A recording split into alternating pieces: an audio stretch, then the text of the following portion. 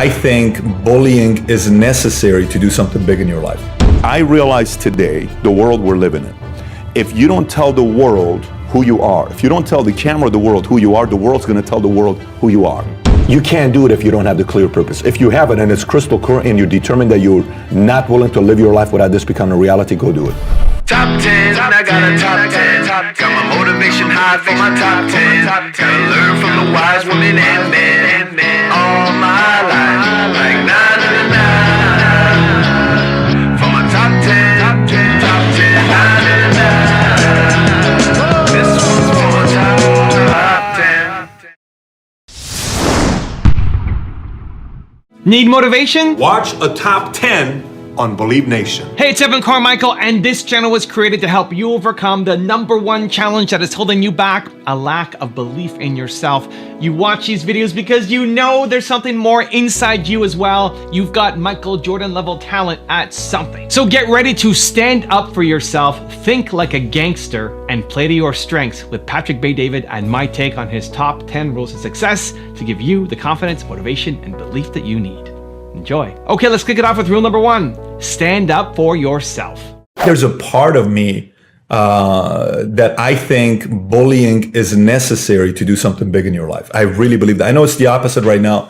And I watch my kids. The other day I was at the mall. My boys are here outside with Mario, but I was at the mall and I saw this one bigger kid started bullying Tico. Mm-hmm. So he starts bullying Tico, and I'm like, Tico looks at me and says, Daddy, what do I do? I said, what do you want to do? You're going to let him bully you? Because you know what rules we live by in our family. We lead, we respect, we improve, we love. We don't bully, and we don't get bullied. Is he bullying you? Yes. I said, you're going to let him bully you? No. He went back and they got into it. And I said, why do you got to stand up for yourself? And so what if that wasn't there? What if that doesn't happen to you and I? What if, you don't learn somebody taking shots at you? You don't experience the ability of having a wit. Witty people are people that sometimes they had a lot of shots being taken at them, so you have to figure out a way to be quick and come back. And so, yeah, I think it was a positive thing. Rule number 2, think like a gangster. If we lived in a different time, maybe if we went back, let's say 40, 50 years, would Patrick had been a gangster? I think if a Michael Francis was a father figure type, probably, and I would have probably done a pretty good job at it. Fascinating. Yeah. If I had a father figure like a Michael or a Sonny or one of those guys, most likely. Gotcha. Do you think like a gangster at times? You have to. There's no question about it. In the business world? Sure. Oh, you have to think that way. Interesting. Oh, you have to, especially in the world of, look, we're friends, we may talk here, but within your world, the bigger you get, there's a lot of people that are not happy about your brand getting bigger. Sure. You're opening up more gyms. This is not exciting to a lot of other people that own gyms. It's not even exciting to somebody that runs a different model when it comes down to franchising. Right. So you're not helping people, it's helping competitors. You're hurting them. True. And when it comes down to it, if it's between your 5 locations versus my 5 locations, they are going to be competitive. So you get in the world of business being everybody wants to help, everybody's this, and then you realize there's a part of it that some of the people would take their side over you any day. Rule number 3, play to your strengths. How were you able to, in spite of, being freshly married, in spite of all the things going on, in spite of the market crashing and all types of stuff, were able to say, in these circumstances, I still want to open my own business? Yeah, so I think you have to also know yourself very well. Yeah. Because for me, self-awareness. Absolutely. But I'm talking about from a different side. So for example, think about it how many, let's go through 5 presidents. Cool. Let's pick 5 presidents and you tell me which of their styles you relate to the most. Okay. You ready? Just kind of think about it yourself. Cool. And we're talking about you. Okay, cool. Okay. So Reagan used humor to win people over. Yeah. Okay? Humor is what he told stories and he used humor. John F. Kennedy was very charming and he used this context. He had charisma. He was charming, good looking. So people kind of saw him and said, I just like this guy, right? Yeah. So Reagan humor, JFK was charm, okay? Clinton seemed like he cared for you. So he was a good listener. You're like, oh my gosh. Empathetic is a good word, sympathetic, okay. Trump is a bully. You bully him, he's going to come at you 100%. You don't push that guy around, right? So far we have what? We have 1, 2, 3, 4 different presidents, and let's add another one. Okay, and Obama spoke about dreams. Okay, so he knew how to get us to inspire, imagine, inspire, okay? So you got humor, You got charm and charisma. You got I care, sympathetic, empathetic. You got you're not going to push me around. I'm going to stand up because I'm a man's man. And you got listen. What if one day we can dream and we can do this? Yeah. Who do you relate to the most? Inspiring. Okay, so check this out. Yeah. How many people relate to him? Not everybody. Yeah. So how many people relate to Trump? Not everybody. Yeah. How many people relate to Reagan? Not everybody. Yeah. Or Clinton or JFK. It's irrelevant. It's finding out which one is you. And then if you find your style, and if you can find your style and can position yourself in areas where your style and personality is able to really grow and magnify, then play offense. Rule number 4, join the army. I graduate high school. I'm going to Glendale Community College. One night, I run out of money. I asked my sister to let me live with her. So one night, this was in Encino, California, Burbank Boulevard, and Havenhurst. I'm in her apartment. She has a studio. It's not even a one bedroom. I'm sleeping on the floor. The jacuzzi downstairs, I had like 8 friends downstairs at the jacuzzi. And we were drinking a little bit. We were contributing to the stock of vodka around the world that night. And next thing you know, it's 3 o'clock, 4 o'clock, 5 o'clock, just bad situation. And the management comes, wants to evict my sister. And, you know, I go to sleep. I don't make it to my job in the morning. So I get fired by Burger King, which out of all the jobs in the world, if you're going to get fired from one of them, Burger King's not a bad one to get fired from. So I get fired, and then that morning when I go downstairs to go to my car so I can make it to work and go to school, they stole my car, the 1983 Toyota Corolla that 6 months later we found it in Tijuana when I got a police report that the car ended up being in Tijuana. So that day, I called my dad at 10 o'clock in the morning when I woke up, and the car wasn't there. I said, hey, Dad, I need you to take me to the recruiting station because I'm joining the Army. I didn't call a friend. I didn't call my girlfriends. I didn't call anybody. I just said, and my dad hung up, came, picked me up. He said, that's exactly where you need to go. I went to the recruiting station. I said, if you can get me a job that I leave tomorrow, I'll join today. If I need to wait 3 to 6 months, I'm not joining the Army. They gave me a Hummer mechanic position. 4 weeks later, I was in the Army. Wow. Yep. How long did you stay in the Army? 2.5 years. They had a delayed entry program at the time that was 2.5-year program. I think I got $25,000 of GI Bill that they were given at the time. But yeah, I went to the Army 2.5 years. Just one of the best decisions I ever made in my life is joining the Army. Why is that? You had to do laundry on your own. You had to fold your clothes. You had to clean. The expectation was higher. You had to wake up early. You worked 100 hours a week. I'm in an environment that people are from Mississippi, Alabama, North Dakota, South Dakota. They've never met an Iranian before, so it taught me to learn culture. I learned about other cities, other states. I learned how to handle people that had a lack of education about Iran and stereotypes, and I had to learn how to overcome that and communicate that with them. Just a lot of good skills, a lot of good things that military offered, lots of them. If you want to have more motivation, self-love, and confidence, check out my 254 series. They're free. The link to join are in the description below. The people who win work the hardest because they love what they do. What if I can become someone that no one thinks I can be? And just me talking about that, I have the hair going up on my arms. A lot of the anxiety that we feel is actually due to using words that are not defined very well. Rule number 5, read books. I'll give you a funny story here. My teacher in Glendale High School, if you're listening and you're from Glendale and you went to Glendale High School, you need to go and ask if anybody there knew a teacher named Mrs. Collins. Okay, Miss Collins. My gosh, this woman gave me nightmares. We used to read 2 books. That was Then, This Is Now, and the other one was Of Mice of Men. I don't know if you guys read it as well. When you were in high school. Of Mice of Men was the Lenny, you know, he would pet the rabbit and it would kill him because he was so strong. And so I took this class, and there was a girl sitting in front of me. Her name was Carmen. She was one of the cheerleaders. And I would try to hide in front of this girl so Miss Collins wouldn't see me. And she would say, Patrick, read the next paragraph. Oh my gosh. It was like the most embarrassing. And think about it this way. The entire day when I'd go to school, I had one dread. You know what it was? 6th period, Miss Collins is going to ask me to read in front of my 30 peers, right?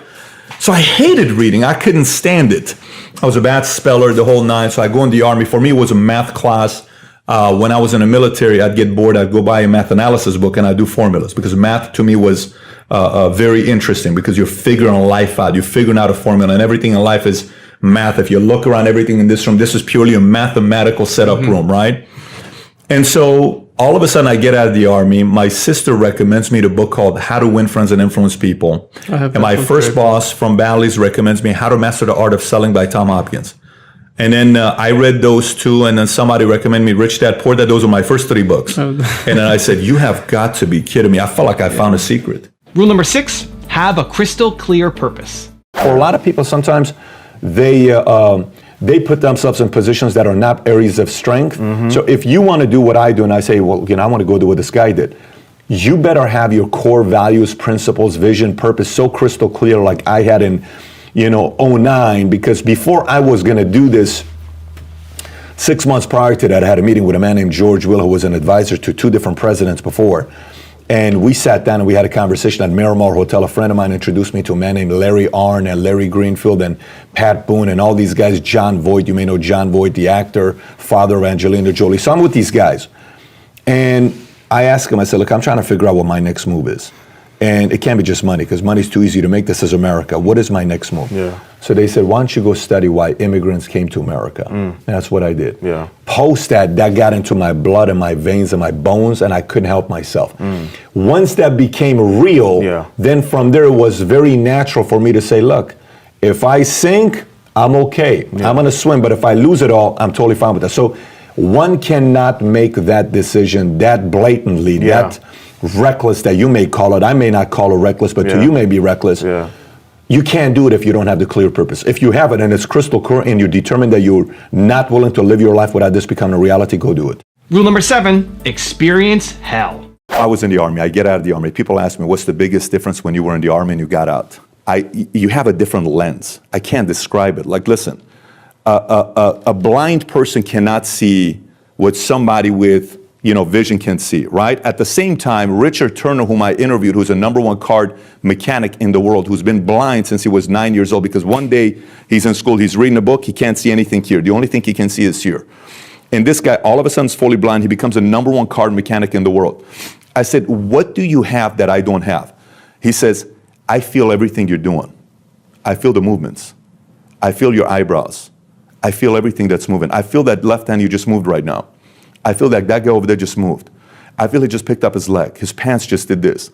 The camera guy just put his arm down. That guy just did this. You don't have that luxury. You and I will never have that, right? We are never going to have that. The only reason he has that's 20 years of experience of being blind. We have a certain experience of hell.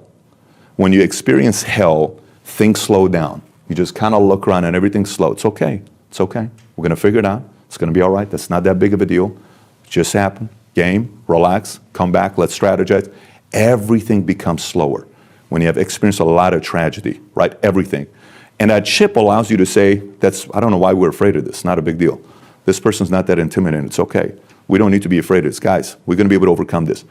It brings a certain level of poise, confidence to the crew that you're running with. You cannot go to a conference and gain that. You can only gain that from being in hell and back. And so if you haven't had that, you got to almost put yourself in certain situations to experience hell.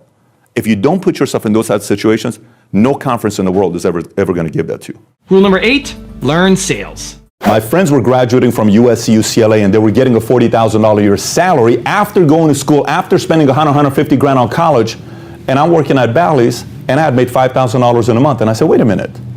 My friends spent $150,000 to go to college. I don't have a degree, and I just made $5,000 in a month? Maybe the most important skill set to make money in America is sales. And by the way, step number 1 to creating wealth is learning how to sell. Before you hang the video and change it and go to another video, hear me out and be able to disagree with me and say, Pat, I don't agree with you. Hear me out here. In every single family, there's political matters. Yes? You probably had some political matters. When somebody dies, who's going to get this, who's going to get that? There's always political matters. You know who typically wins? The one who knows how to sell. You know who typically dates and marries that beautiful girl that every guy wanted to be with? The guy that knows how to sell. That's simple. You know, at your job, have you ever had anybody that got a promotion over you that wasn't qualified, but they got it over you? You know why? Because they know how to sell. And you don't know how to sell. And if you don't know how to sell, your salary's at 58.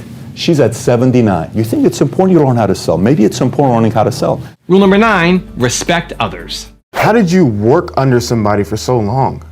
How did I work on? I'm actually a very coachable guy, believe it or not. Interesting. I'm very coachable. And so, like, let me give you, yesterday But submissive though. I'm very submissive. Okay, very, interesting. Very loyal, very submissive, very coachable.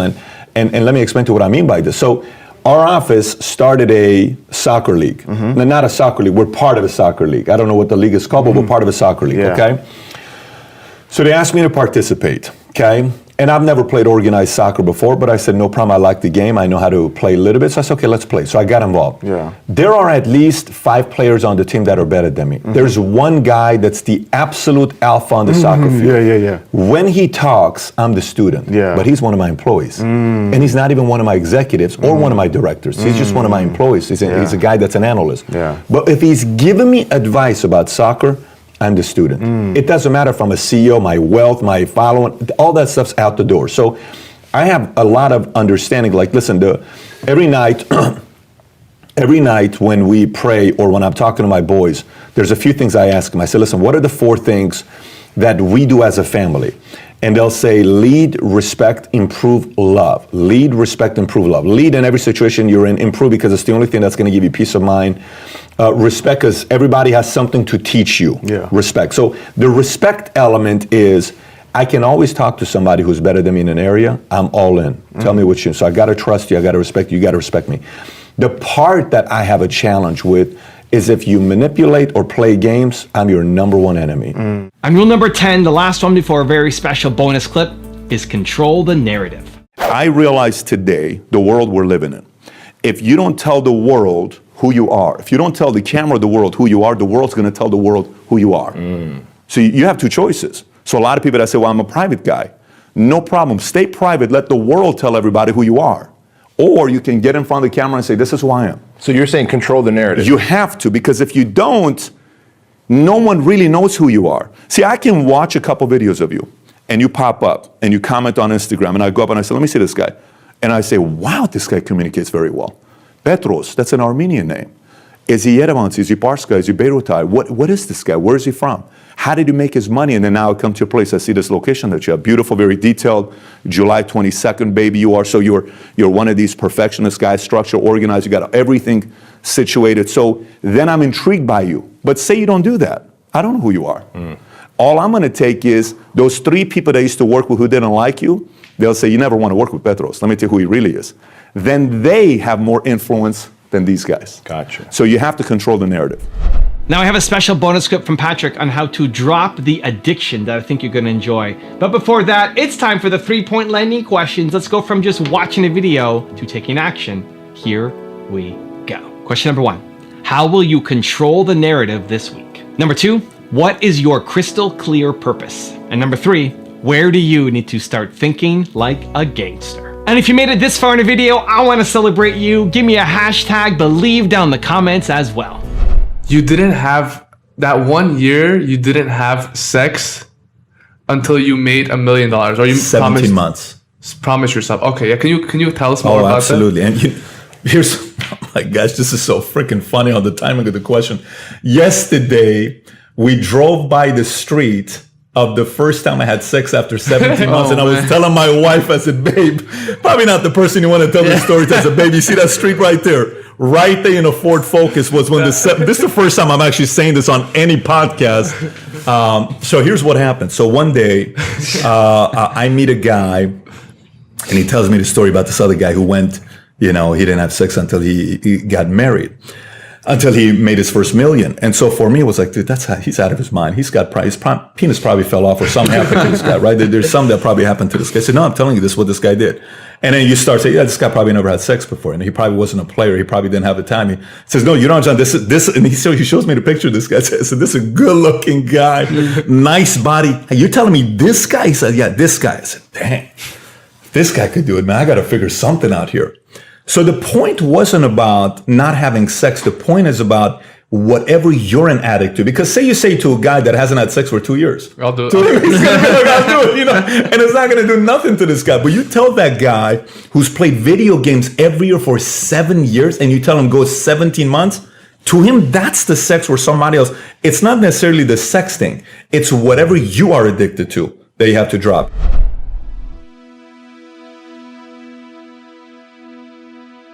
If you want 10 more rules for success from Warren Buffett, check out the video right there next to me. I think you'll enjoy it. Continue to believe, and I'll see you there.